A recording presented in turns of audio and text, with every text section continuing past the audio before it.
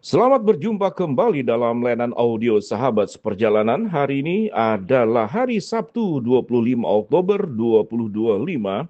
Tema renungan saat teduh kita dengan judul Jangan Menolak Allah. Firman Tuhan terambil dalam 1 Tesalonika 4 ayat yang ke-7 sampai dengan ayat yang ke-9. Demikian bunyi firman Tuhan. Allah memanggil kita bukan untuk melakukan apa yang cemar, melainkan apa yang kudus.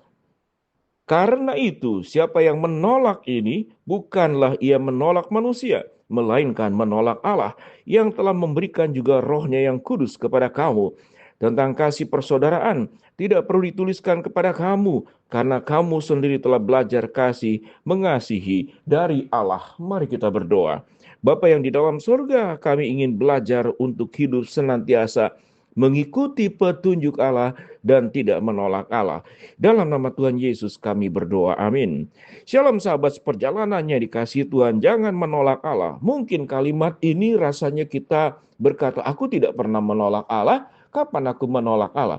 Tetapi menolak Allah di dalam artian, kita memang sudah menerima Kristus sebagai juru selamat, kita tidak menolak. Kita semua yakin dan percaya bahwa keselamatan hanya di dalam Kristus, bahwa dialah satu-satunya juru selamat yang sudah lahir, mati di kayu salib, bangkit pada hari ketiga, naik ke surga, dan akan datang yang kedua kali. Semua kita mengimani dan mengamini dan berkata iya dan benar untuk perkara tersebut. Kita juga tidak menolak Allah, bahwa kita mempercayai Allah sumber pertolongan, Allah sumber kekuatan, Allah adalah sandaran yang kokoh, kota benteng dan menara yang kuat buat kami semua. Lalu kapan kita menolak Allah? Mari kita baca kembali dalam catatan 1 Tesalonika 4 ayat 7 sampai ke 9. Allah memanggil kita bukan untuk melakukan yang cemar, melainkan melakukan yang kudus. Orang-orang yang melakukan yang cemar, melakukan yang keliru, melakukan yang buruk, melakukan yang berdosa, melakukan hal yang jahat, maka kita sedang menolak Allah. Karena orang yang menerima Allah tidak hanya cukup menerima dia sebagai juru selamat, sumber pertolongan, sumber kekuatan, tetapi dia akan berjuang hidup, tidak hidup di dalam kecemaran, tidak hidup di dalam penyimpangan, tidak hidup di dalam penipuan, tidak hidup di dalam merugikan orang lain. Maka kita sedang melakukan sebuah kehidupan yang taat kepada Allah dan bukan menolak Allah. Ayat ke-8 dikatakan, karena itu siapa yang menolak ini bukanlah menolak manusia, melainkan menolak Allah yang telah memberikan rohnya yang kudus kepada kamu. Kita diberi kemampuan, kita diberi kekuatan, kita diberikan kesanggupan untuk hidup mengikuti Allah dan tidak menolak Allah dalam bentuk perbuatan-perbuatan yang cemar, yang seperti firman Tuhan katakan. Lalu kita berkata, aku memang tidak sanggup, aku lemah, aku hilaf, aku gelap mata melakukan semuanya itu. Maka sesungguhnya itu adalah pembenaran diri agar Tuhan memaklumi perbuatan salah yang kita lakukan.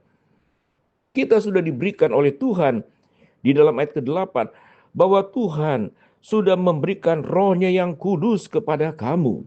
Artinya kita diberi kekuatan, kita diberi kemampuan, kita diberi kesanggupan sebagai pemenang menghadapi persoalan hidup seberat apapun. Kesanggupan kekuatan dari rohnya yang kudus, itu sudah dilimpahkan kepada kita sepenuhnya. Sehingga tidak ada alasan bahwa aku itu hidup karena lupa, karena lemah, karena dibujuk, karena dirayu, karena keadaan, karena aku tidak sanggup menolak manusia, lalu aku melakukan perbuatan-perbuatan buruk. Seseorang yang berkata ya kepada manusia melakukan yang buruk, maka pada saat yang sama dia sedang menolak Allah. Dia sedang menghilangkan Tuhan di dalam kehidupannya. Dengan kata lain, kita hanya menjadi orang percaya yang hanya ingin menikmati perkara-perkara yang indah, yaitu yang disebutkan di awal. Kita menerima keselamatan, itu perkara indah. Di dalam Tuhan Yesus yang sudah mati untuk kita. Kita menerima berkat pemeliharaan, kita menerima kesehatan, kita menerima kelancaran, kita menerima penyertaan Allah. Kita menerima janji-janji Allah, bahwa Tuhan tidak akan membiarkan kita dan meninggalkan kita. Semua yang disebutkan tadi, kita dengan suka menerimanya dan kita tidak pernah menolaknya. Karena itu semua demi kepentingan kita. Tetapi sesuatu Tuhan meminta kita hidup di dalam kekudusan, hidup tidak di dalam kecemaran, biasanya kita menolak, mungkin tidak dengan ucapan, tapi dengan perbuatan, dengan tidak mengikuti apa yang diperintahkan oleh Allah. Kita mengikuti suara hati kita. Kita mengikuti suara teman kita yang mengajak, yang membujuk kita. Kita mengikuti hawa nafsu dunia. Maka sewaktu kita mengikuti seluruh suara-suara di luar suara Allah, pada saat itulah kita sedang menolak Allah. Seseorang yang tidak menolak Allah, menerima Allah, tidak cukup hanya menerima keselamatan, tidak cukup hanya menerima berkat dan pertolongan serta kekuatan, tetapi bentuk hidup yang tidak menolak Allah, tetap setia menjalankan perintahnya.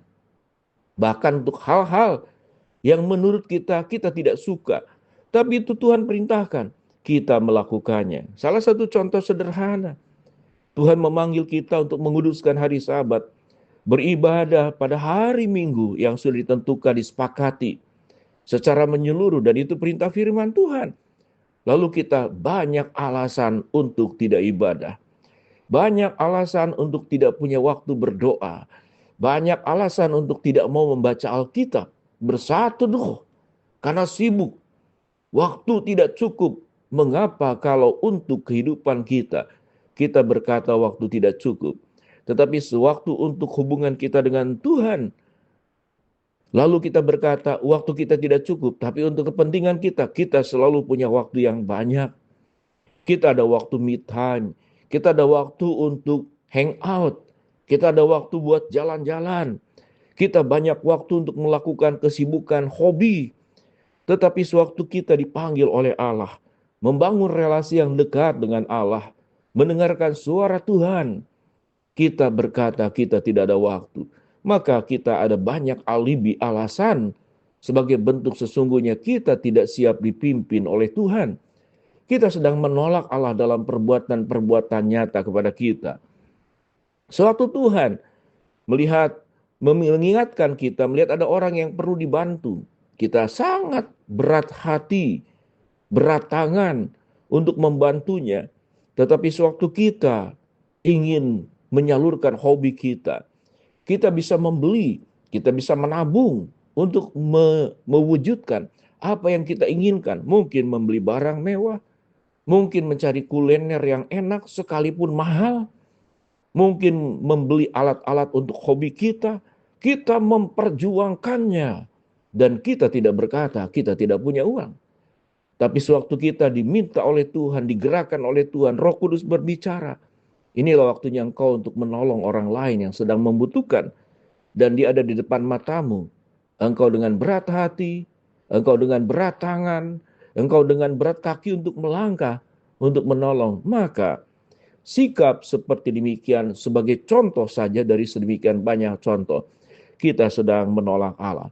Mari sahabat seperjalanan, kita tidak hanya ingin menerima yang baik dari Allah, tapi kita bisa melakukan yang terbaik untuk kemuliaan Tuhan. Mari kita berdoa. Bapa dalam surga, hamba-Mu berdoa buat sahabat seperjalanan yang sakit, Tuhan jamah sembuhkan. Yang sedang menghadapi masalah, Tuhan bukakan jalan. Yang sedang berdoa mengharapkan sesuatu, Tuhan kabulkan dengan cara dan waktu Tuhan yang terbaik. Di dalam nama Tuhan Yesus kami berdoa. Amin. Shalom. Tuhan memberkati kita semua.